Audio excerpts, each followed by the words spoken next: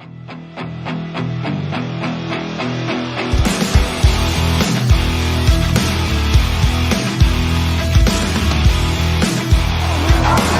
a touchdown for the Hamilton Tiger-Cats.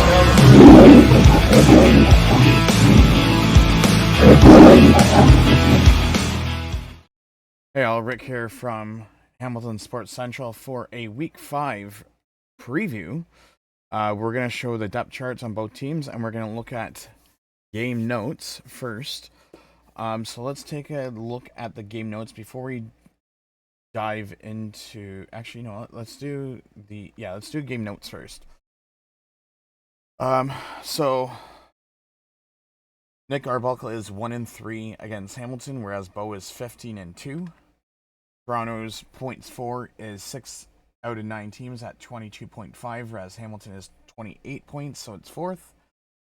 28 points against for Toronto is 7th, whereas Hamilton is 27.5 for 5th. Net offense is 9th with 302. Opponent's net offense is 7th. So that's offensive yards. And Hamilton is 343 for 6th. And opponent's net offense 357. So that's 6th. So they're kind of almost middle of the pack. Turnover ratio is 6 with a -3 for Toronto, and Hamilton is +1 for 5th place. As you can see, Hamilton is 1-2 for 2 points in 2nd place. Toronto is right behind them with an extra game played because we had a bye week 2 weeks ago, so that's why Toronto doesn't have their bye week till next week. So we will still, next week, we'll be able to make up our in hand. Let's see.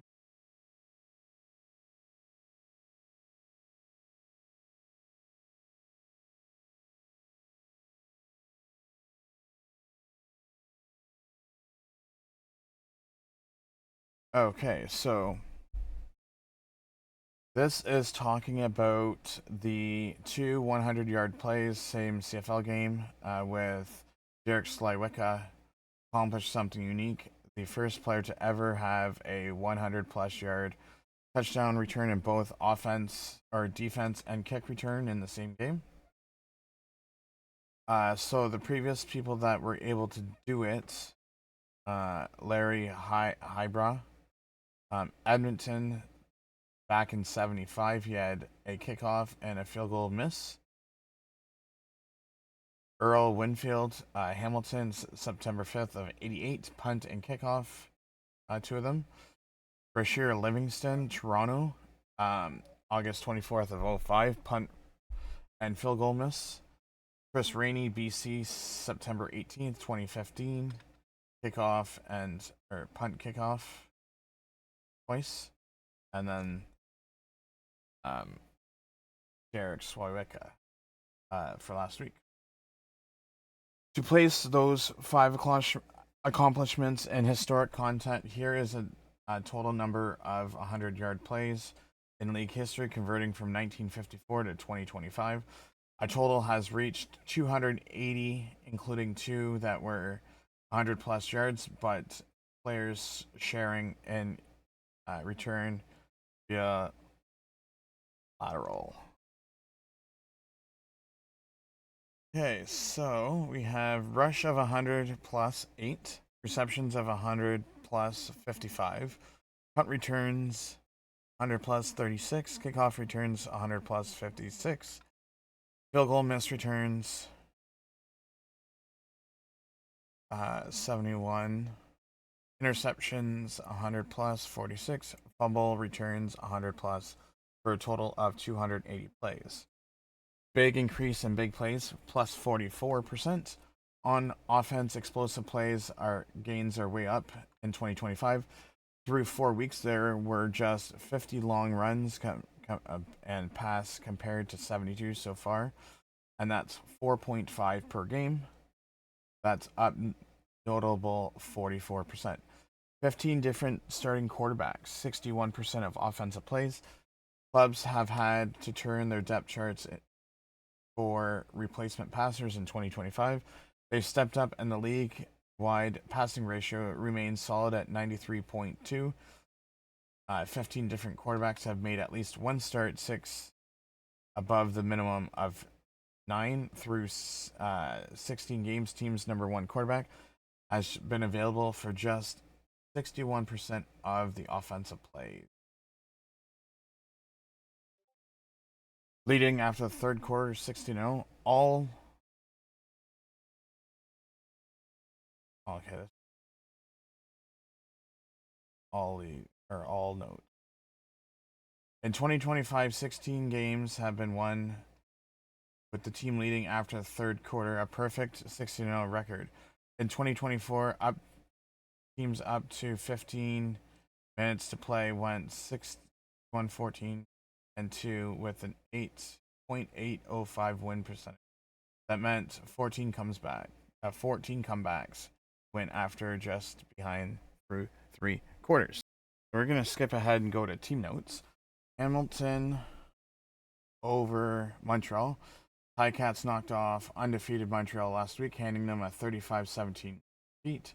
Hamilton held the Alouettes to just 226 net yards, their lowest opponent total since the final game of 2023, also against Montreal. Hamilton limited Montreal to just 38 rushing yards and forced 4 turnovers. Andrew Chatfield, 5 quarterback sacks. The Argos and the CFL are led by sacks by Chatfield, who has 5 in 4 games, 2 more than any other player. It is the most sacks by a Toronto player in the first 4 games of a season, since Victor Butler had 7 to start off the 2017 season. Nick Arbuckle, 100 games played, 9 at 30 plus. Last week had his first win as a starter in 2025 in what was his 100th game. Overall, Nick is 11-18, .379 in 29 starts, and 1.3 versus the Ticats. Last week, he completed 72% of his passes for 269 yards, and extended streaks of all 4 games with at least 1 pass touchdown and 1 interception. Arbuckle leads the CFL with completions for 30-plus yard gains with 9. Last week, he completed 5 of his deep passes, 20-plus yards downfield. 12 straight completions. Bo Levi Mitchell completed his last 12 passes last week versus Montreal, so carries into a streak into this game with Toronto. Passing emphasis. This game's NLS report highlights that 2 clubs feature more than other in 2025. For Toronto, 70% of their plays are passes. For Hamilton, even higher at 73%. That ranks 1 and 2 after 4 weeks. Interesting.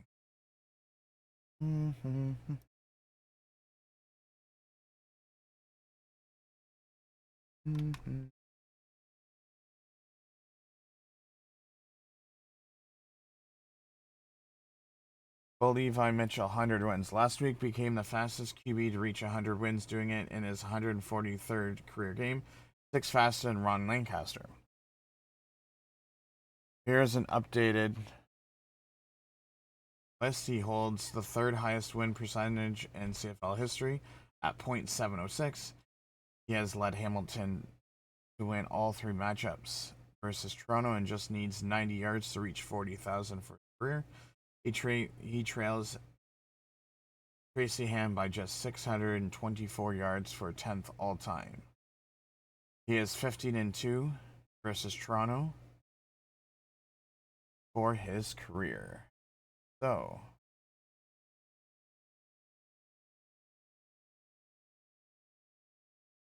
I'm gonna put that on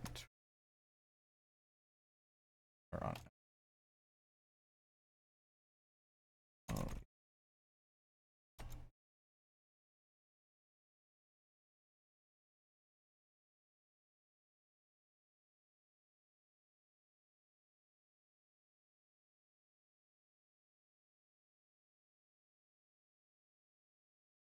Okay, so here's the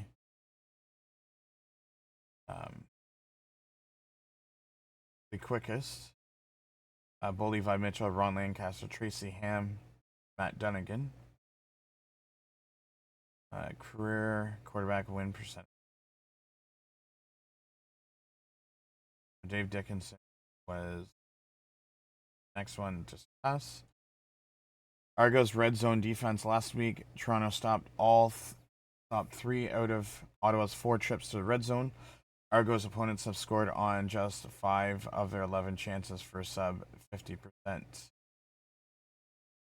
Recent meetings, Hamilton has swept Toronto 3-0 in 2024, their first 3-game sweep of the Argos since 2019. That stopped a 6-game win streak for Toronto over the Ticats and a run where they had won 10 of 11 games across 2021 to 2023. Mark Leggio 23 straight. At 8 for 8, Mark Leggio is one of 2 kickers yet to miss a field goal this season, along with Sean White. Mark Leggio's streak of 26 successful field goals is the CFL's longest streak entering week number 5, and now one of 19 such streaks of 23 or more in a row. Leggio has taken over as the Ticats' all-time field goal leader at 89.3, is 92 out of 103. Blocked field goal attempt. Anthony Lehner blocked a Lewis Ward field goal last week, second block of his career. Wire to wire win. After trailing by 14 points in each of their first 3 games, Toronto dominated, getting out in front by as much as 22 points, leading for 58 minutes and 49 seconds of the game. They made a field goal with their first possession and has not trailed.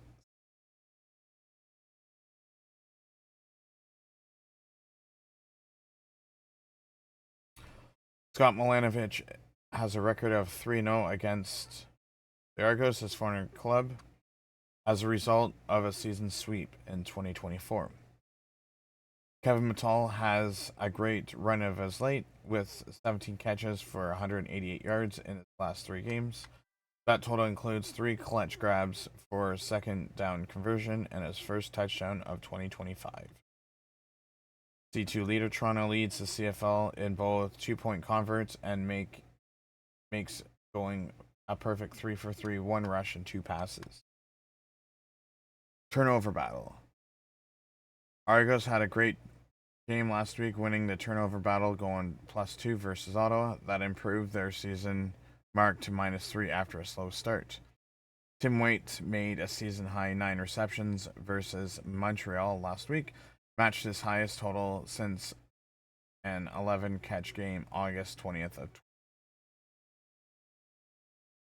So those are the game notes.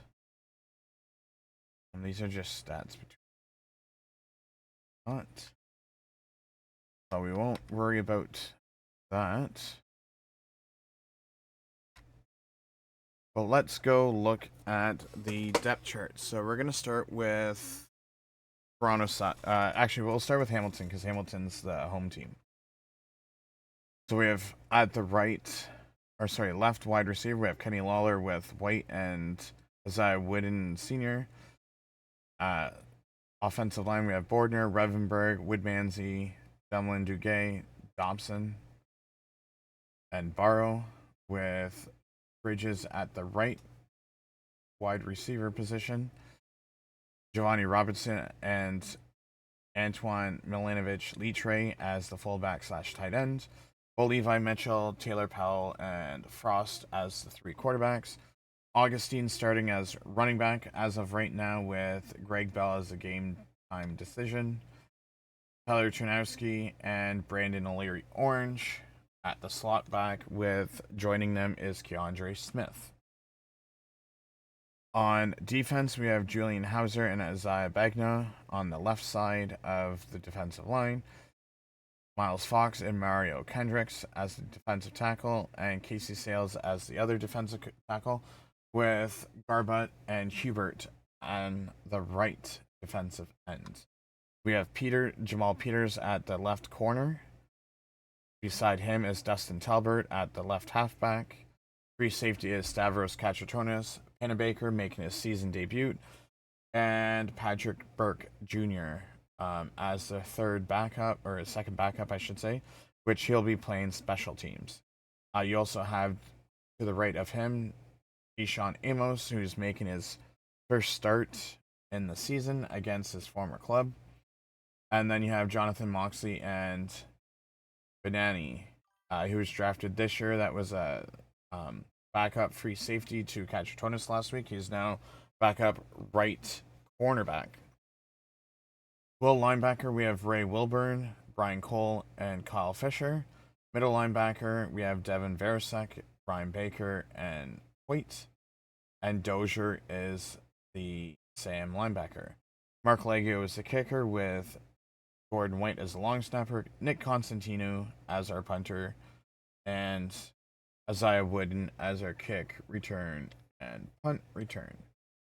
As we take a look at Toronto's side of things, okay, then for the Toronto side, we have Foxy and Daniels on the left side, Moore, Dockstader, Nicastro, Vandal and Boys, Hunter and Danqua as the offensive lineman. On the right side for receivers, you have David Unger III, Janarian Grant, Kevin Mental, Dejan Brissett, and Mayala. Quarterbacks, you have Arbuckle, Horn, and Jogue, Brown, and LeBrun for running back, and then Calver for fullback. For their defensive line, they have Johnson, Haba, and Hansen, Lanier II, Williams, and Pelly, Chatfield Jr., Reeves, and Ojo, Judge, and Kwamu, Dark Angelo, Varga, and Casey, Martin at Sam linebacker. Secondary is Franklin, Milton, Slywicka, Blackburn as his backup at safety, Bratton, and then McFadden and Eduardo. So those are your lineups for tomorrow's game. I will be at the game, so once I get back from the game, I will be doing my my Ticats talk after dark, as we will be going through all of the numbers, looking at highlights, big plays in the game, and all of that fun jazz. So I do thank everyone for checking out today's Week 5 preview. And have yourself a great rest of your day.